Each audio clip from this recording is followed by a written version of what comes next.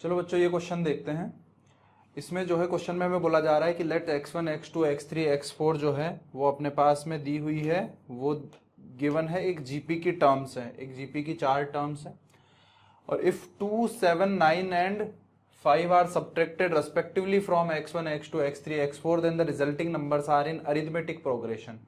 तो ये number subtract कर दूं अगर मैं x1 x2 x3 x4 respectively, तो जो रिजल्टिंग है वो एपी बनती है। Then the value of 1/24 x1 x2 x3 x4 ये पूछा गया है ना।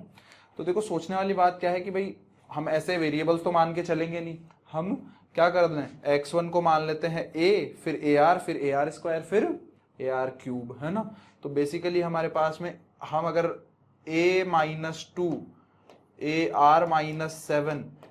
ar स्क्वायर -9 एंड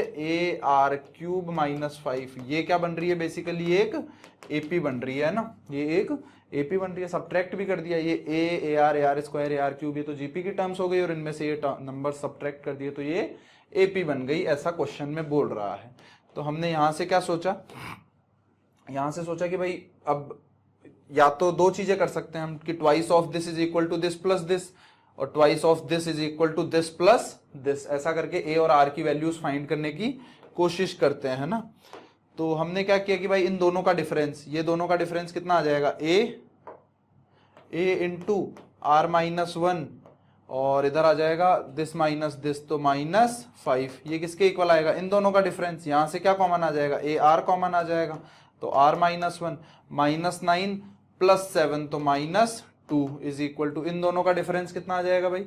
इन दोनों का डिफरेंस आ जाएगा ए आर स्क्वायर इंटू, ये इधर से आ जाएगा आर -1 इंटू -5 + 9 तो +4, ठीक है। ये तीनों इक्वल आने चाहिए भाई, ये भी कॉमन डिफरेंस है, ये भी कॉमन डिफरेंस है और ये भी कॉमन डिफरेंस है। यहां से क्या किया आगे, इसको और इसको पकड़ा, ये पूरी की पूरी टर्म को मैं उस तरफ लेके गया, इन दोनों को सॉल्व कर रहा हूं मैं ना, इस इज इक्वल टू को सॉल्व कर रहा हूं। तो क्या होगा भाई, तो यहाँ पे अपने पास में अगर मैं इसको इस तरफ लेकर के आ जाऊं, देखो सबसे पहले तो a कॉमन आएगा, एक r-1 कॉमन आएगा, a और r-1 तो इस वाली टर्म में से कॉमन आ जाएगा। अच्छा देखो यहाँ पे फिर r बचेगा, यहाँ पे 1 बचेगा, तो एक और r-1 कॉमन आ जाएगा, तो इसका होल स्क्वायर कर देंगे। अब मैं इसको इस तरफ लेकर के आ रहा हूं अगर, तो यहाँ पे +3 बचेगा और इज इक्वल टू 0 आएगा, सही बात है। और ऐसे ही अगर मैं बात करूं इस तरफ सेकंड वाले इक्वल टू को जब मैं सॉल्व करूंगा, तो यहां पे भी अगेन मैं इस वाली टर्म को इस तरफ लेकर के आ रहा हूं, इसको मैं इस तरफ लेकर के आ रहा हूं, तो कॉमन क्या आएगा, ए r-1, और देखो r भी कॉमन ले ही लेते हैं ना, ए r और r-1।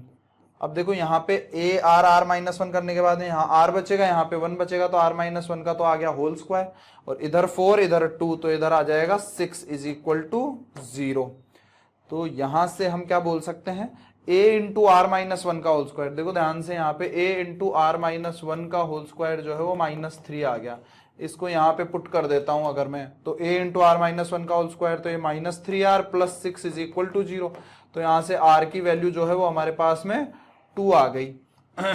जैसे ही r की वैल्यू 2 आ गई, r इज इक्वल टू 2 यहाँ पे पुट करेंगे तो ये तो 1 बन गया, तो a की वैल्यू यहाँ से अपने पास में -3 आ गई, तो a और r दोनों आ गए, तो x1 x2 x3 x4 क्या हो जाएगा, देखो a की पावर तो 4 आएगा और r की पावर कितना आएगा, यहाँ से 1 + 2 3, 3 + 3 6, तो r की पावर 6/24, ये फाइंड करना है अपने को, है ना। कर लेते हैं फाइंड, a की पावर 4 मतलब 3⁴ इंटू r⁴ मतलब 2⁴/24, तो ये वैल्यू फाइंड कर लेते हैं, कितना आ जाएगा भाई